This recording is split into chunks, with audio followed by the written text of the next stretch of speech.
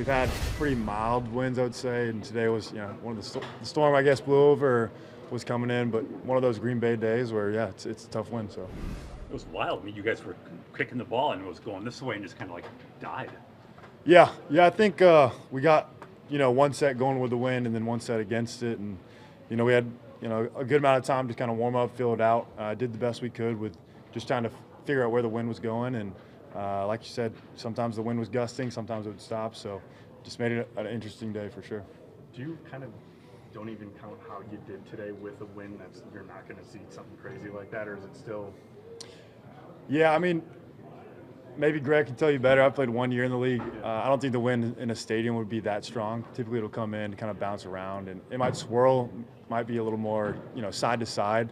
But it's still really important kicks, and those matter a lot. And you expect to, no matter how deep it is, how close it is, how windy it is, you expect to go in and perform. So it's one of those things I need to go watch. I didn't like one of the hits. The other two I didn't mind actually. So just got to go watch it and see how we did. How would you compare that win to like the Giants game last year? You're saying how it's a little different in the stadium. Yeah, That was pretty windy. It was. I would say it's still probably not on that same level, but definitely close to.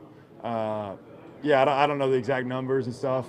Today just felt a little more just stiff in the face. So the Giants was a little more crosswind, but like you said, it was a windy game, but maybe not right there. So You've said right in the past that it's almost harder kicking here than it is in a stadium because you get the wind coming off the Hudson Center, right? Like, so is it hard to kind of be like, am I kicking good when you're kicking in a place that really isn't the same as what you do in a game?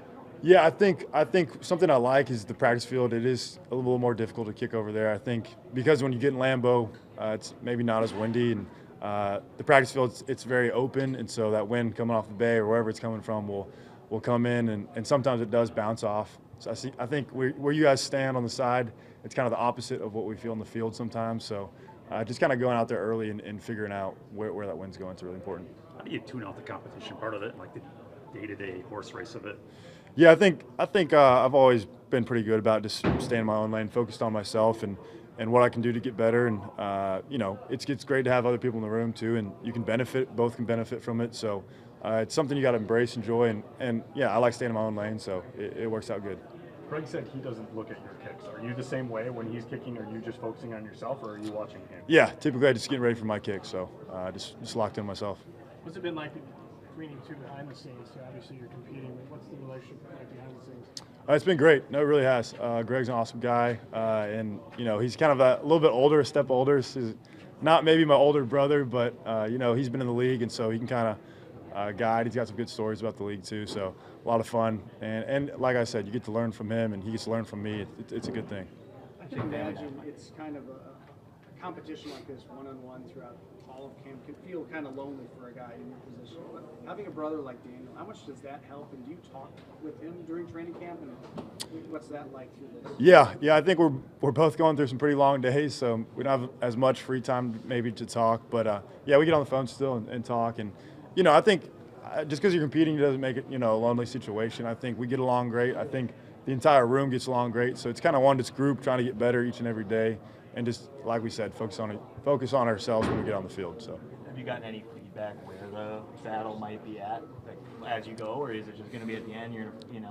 Yeah, no, I think that's every kick matters. Go through preseason, and we'll see where it all falls.